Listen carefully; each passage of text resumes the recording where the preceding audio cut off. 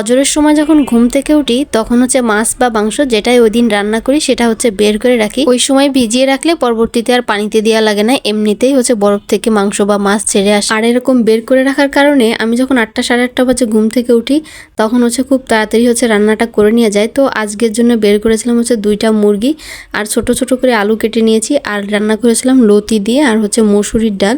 তো প্রথমে হচ্ছে মুরগিটাকে একটু মশলা মাখিয়ে নিচ্ছি, যেহেতু ভেজে রান্না করব।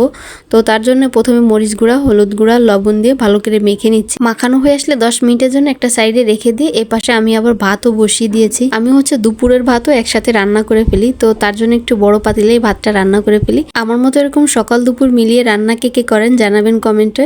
তো এখানে হচ্ছে মুরগিগুলো মশলা মেখে রেখেছিলাম, ওইগুলো হচ্ছে সরিষার তেলে ভালো করে ভেজে নিচ্ছি। মাঝে মধ্যে হচ্ছে সরিষার তেলে রান্না করতে এত বেশি বিরক্ত লাগে, ওই ফেনার কারণে এত বেশি ফেনা হয় যে কোনো কিছু ভাজতে গেলে হচ্ছে একদম এক আঙ্গুল উপরে ফেনা উঠে যায়। এর জন্য আর কি মাঝে মধ্যে বিরক্ত লাগে। তবে সরিষার তেল কিন্তু স্বাস্থ্যের জন্য খুবই উপকারী। তো আমি এখানে মাংসগুলো ভেজে নেওয়ার পরে এবার হচ্ছে ছোট ছোট করে আলু কেটেছিলাম সেগুলোও একটু ভেজে নিচ্ছি। মাংস এবং আলু ভাজতে ভাজতে আমি অপর পাশের চুলায় যে রান্নাটা করব মুরগির মাংস, সেটার জন্য পেঁয়াজ ভেজে নিয়ে এবার হচ্ছে সব রকমের মশলা দিয়ে খুব ভালো করে কষিয়ে নিব। মশলাটা 2-1 পানি দিয়ে কষিয়ে নিয়ে এবার হচ্ছে ভেজে রাখা মাংস দিয়ে দিব। এটা হচ্ছে আমি পাকিস্তানি মুরগি রান্না করতেছি, দেখতে দেশি মুরগির মতো হলো, স্বাদ কিন্তু একদমই দেশি মুরগির মতো না। তো এই মুরগিটা যখন আমি আলু দিয়ে রান্না করি, আলু আর মুরগি হচ্ছে দুইটাই একসাথে দিয়ে দিই, কারণ এই মুরগি একদমই নরম, ফার্মি মুরগির মতো বলা যায়।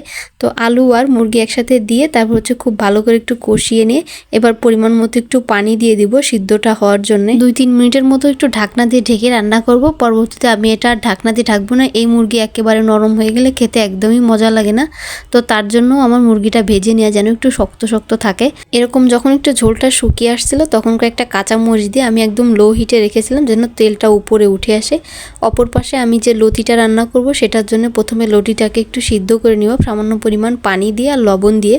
তারপর সিদ্ধ করে এই যে ছাঁকুনির ভিতরে নিয়ে সাথে সাথেই হচ্ছে ঠান্ডা পানি দিয়ে ধুয়ে রাখছি, কারণ রান্নার পরও এই লতিটা যেন কালারটা একটু সবুজ থাকে। তো এখানে লতিটা রান্না করার জন্য প্রথমে তেলের মধ্যে শুকনো মরিচ ভেজে নিয়েছি, এবার হচ্ছে পেঁয়াজ দিয়ে রসুন দিয়ে ভেজে নিয়ে এবার হচ্ছে লবণ আর হচ্ছে হলুদ গুঁড়া দিয়ে ভালো করে একটু কষিয়ে নিব। কষানোর মধ্যে আমি আবার দিয়ে দিয়েছিলাম সামান্য একটু রসুন বাটা। এই রসুন বাটাটা লতির তরকারিতে দিলে গলা চুলকানোর অনেকটাই চান্স কম থাকে।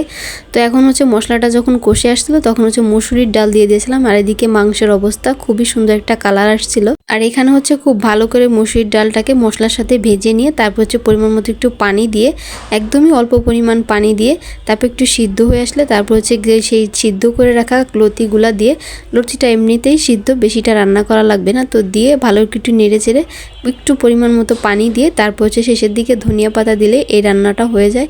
এই লতিটা কিন্তু খেতে খুবই ভালো লাগে। সেদিন আমাকে একজন কমেন্ট করছিল যে লতিটা কি মুরগি দিয়ে খাবেন, আমি একটা ছবি পোস্ট করেছিলাম। তো না, আমরা কখনোই লতি দিয়ে মুরগি খাই নাই, তো এভাবে খাওয়া হয় কিংবা চিংড়ি মাছ দিয়ে খাওয়া হয়। তো যাই হোক, এই তো ছিল আজকের আমার ভিডিও। কেমন লাগলো জানাবেন। সবাইকে ধন্যবাদ।